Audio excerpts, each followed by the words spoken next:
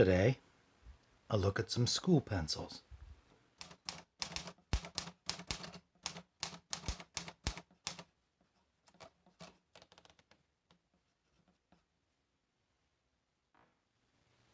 Hello again. If, like me, you attended school sometime in the last 50 years, and you think of school pencils, you likely think of something like this. The Dixon Ticonderoga is pretty much synonymous with school pencils and has been for a few decades. And still, when students grab their back to school lists and head off to the supermarket to pick up school supplies, most teachers in America have specified Dixon Ticonderogas as the pencil of choice to bring.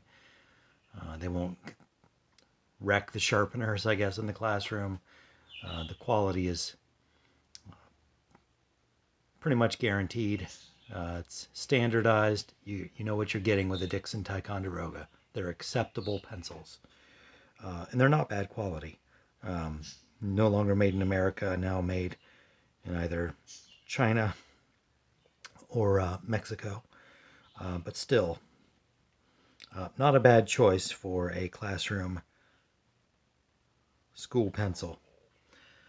But this isn't what a classroom pencil always looked like. And today we're going to look at a selection, well, one type among my collection of school pencils, and test these out. Before I do that, I want to mention that I'm in the midst of rereading this book by Henry Petroski, The Pencil, which I know sounds like riveting reading, but it actually is. It's actually a book more about engineering and the history of engineering and the development of engineering, but told through, I guess, the story of the invention and developments in pencil making. And it's actually a very interesting read. I read it a few times before. I'm reading through it again. Anyway, there's a story in the book that may be apocryphal, but is interesting nonetheless, and that is about a pencil manufacturer that devised a test, and they created a batch of pencils that were the same in quality, same materials, same process to make them. Half of them they painted yellow, as was standard by that time. This was in the mid-20th century. And the other half they painted green.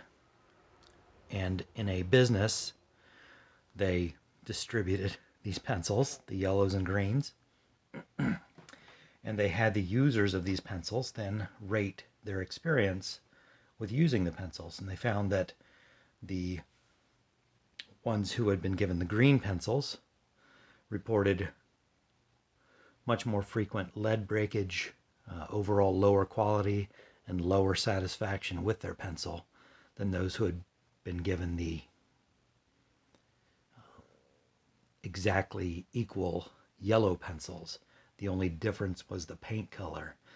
So the point of the experiment was that by that point, mid-20th century, pencil consumers had so established in their minds that yellow meant quality in pencils that just psychologically they couldn't process that something that wasn't yellow could be a quality pencil. So whether that actually happened, I'm not certain. Mr. Petroski was light on the details and indicated that he believed the story may have been apocryphal as well, but regardless, interesting.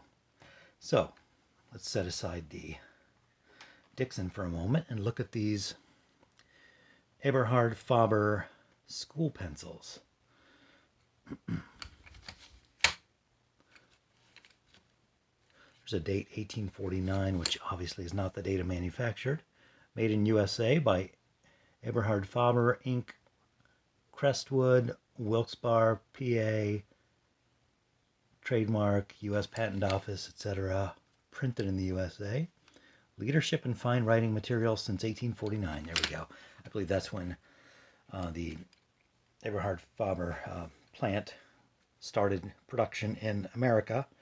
And there were a lot of pencil companies that had Faber in their name. Obviously started in Germany. It's a German company. But they had splinter manufacturing facilities as the Faber family continued to grow, and they would send off their sons like spores to establish new plants, as it were. And that story is told in the pencil also.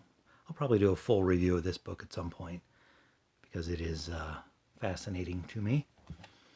Okay, so let's look at what we have here. Eberhard Faber, USA Mongol.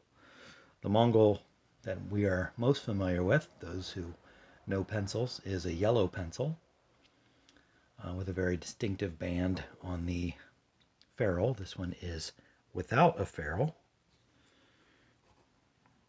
And of course, in Petroski's book, there's a long discussion of the arguments that went back and forth regarding whether school pencils should have attached erasers or not. Okay, Mongol Fine Writing 293 number 2 pencil. It is a round pencil with a kind of a hunter green paint job. Very well done. The print is really clear. The attention to detail is evident.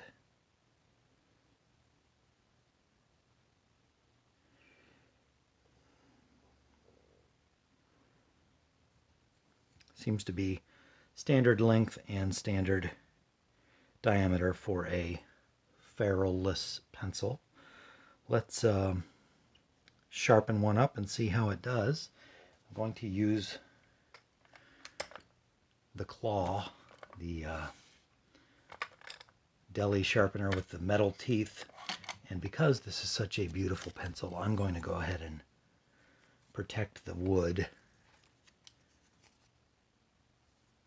against damage from the teeth of this monster. And there's going to be some jiggling here, I apologize.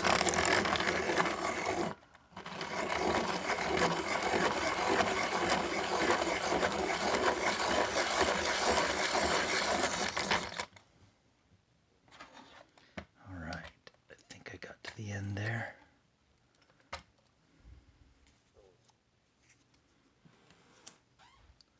Still got a little bit of damage, oh well.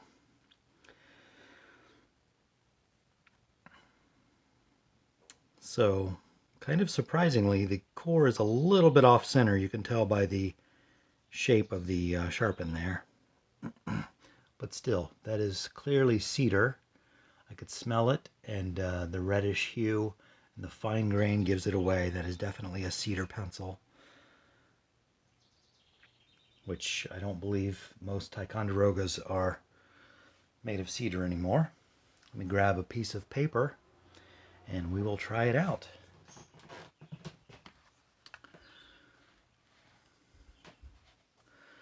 Thrift store pad of paper for a scary looking herbicide.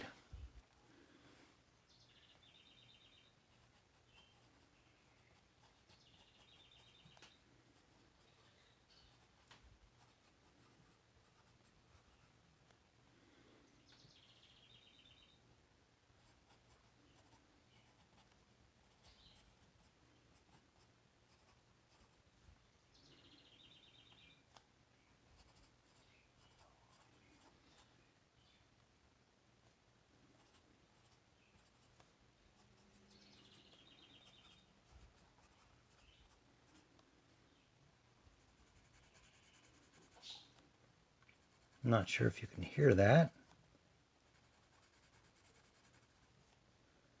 There is a scratch to it. Feels like a standard, maybe rather firm number 2.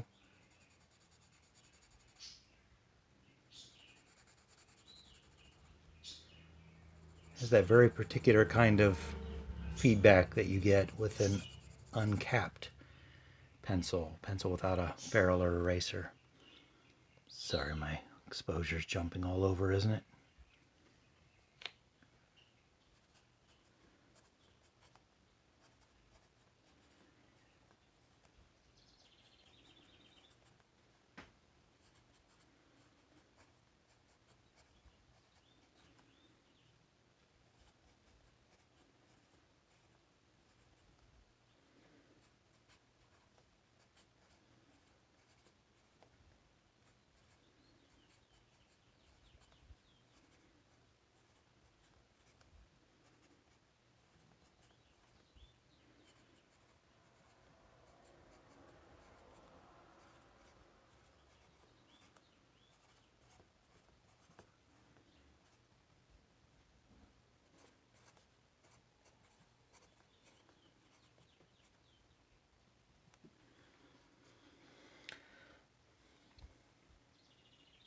I could see how this would be a good choice for a school student.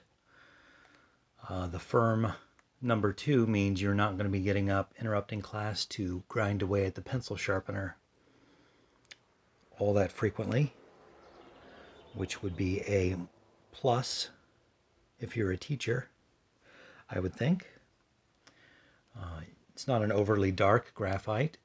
I prefer them a little darker than this, but for schoolwork, this is probably preferable.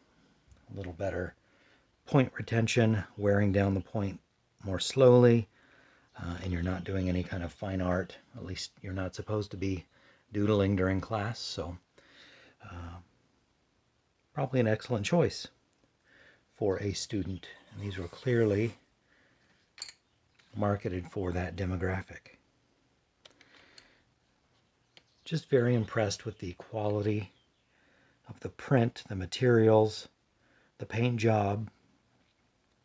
Again, the core was a little bit off center. I don't know if that's going to be noticeable on any of the others.